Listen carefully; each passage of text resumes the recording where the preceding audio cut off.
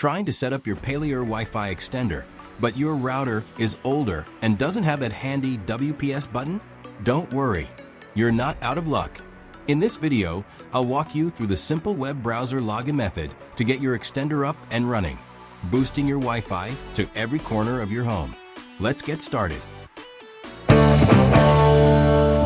Unbox your Paleoer extender and plug the extender into a wall outlet close to your main router.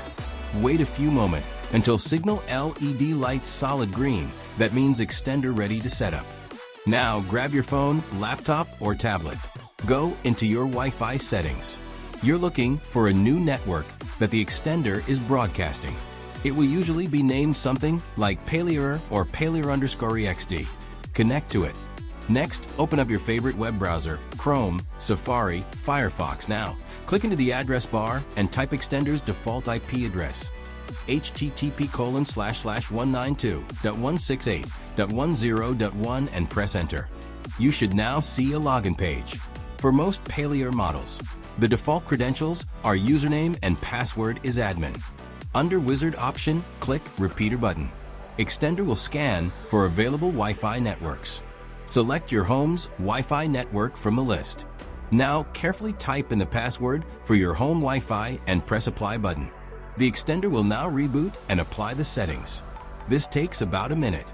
The LED light on the extender will eventually turn solid, indicating a successful connection to your router. Now go to mobile or laptop Wi-Fi.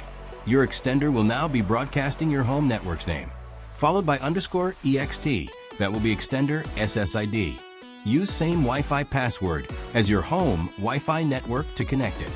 Finally, unplug the extender and move it to its ideal location, halfway between your router and the area with poor Wi-Fi. Plug it back in, and you're done. And that's it.